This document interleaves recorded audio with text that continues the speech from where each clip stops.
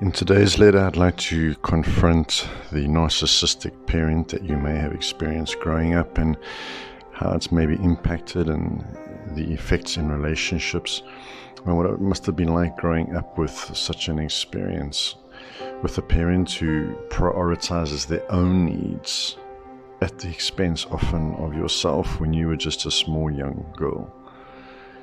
And the environment there that is created is where you're not prioritized, but they are, and they come first. You're a child. Your needs are meant to come first. Feel like you matter, where they would take care of you to that level. So when that parent is constantly seeking their own validation and admiration, they in fact are the child, are they not? Making you the parent of them, making you validate and appreciate and admire them, but you're just a child.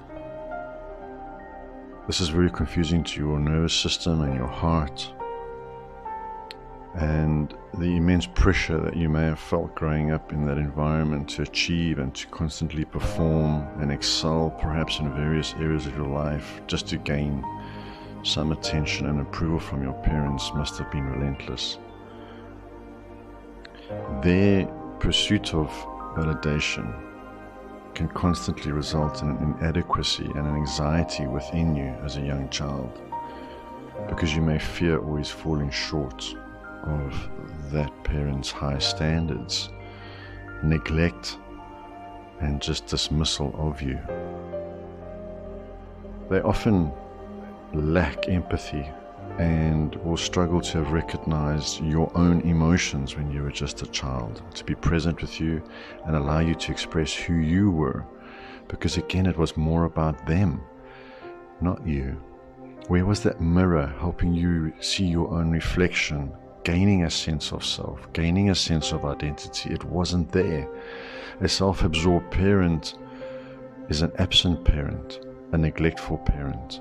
You are left alone and isolated, having to become a stronger individual and develop strengths that are beyond your years. Some of those superpowers you may still use today, which is to have incredible empathy and an understanding of people's emotions, because you had to be hyper vigilant, not knowing what was going to happen with this parent that you had. You were walking on eggshells. Again, they were not that mirror that you needed, leaving you with a lot of confusion and doubt. Later on, you may be experiencing difficulties forming healthy relationships and navigating your own emotions as you've grown older. And having had your emotions constantly dismissed, you may do the same with your own feelings, keeping them back, avoiding feelings, avoiding intimacy. It's just too scary a place to go to. So instead, let me rather avoid these things. Maybe you cling and reach out in an excessive and exaggerated way to try and get more love now in your adult relationships, becoming highly anxious, hyper vigilant of your partner, suspicious.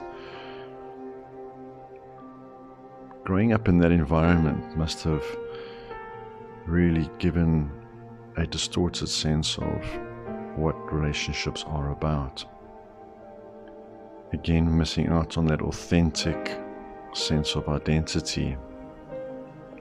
Self-worth may have become closely tied to external validation, performance, and getting into a place of achievements, again far beyond what you may be more naturally inclined to do.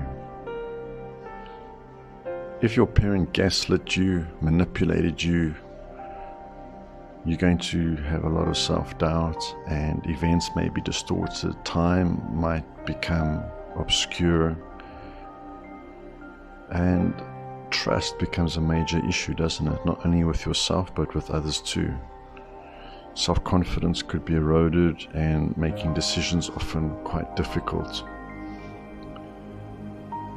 The lasting effects of going through and experience like this with your parents can also be struggling to establish healthy boundaries, as you were conditioned to prioritize the needs of that parent over your own.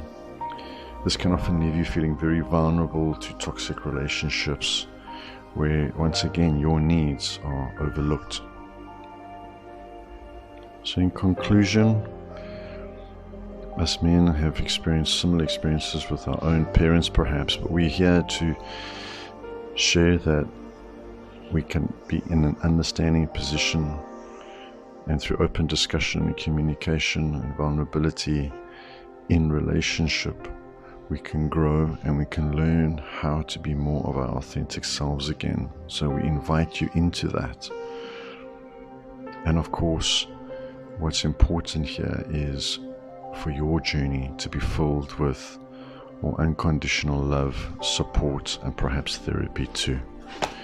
So thank you for today's presence and for being there to hear this message. Thank you.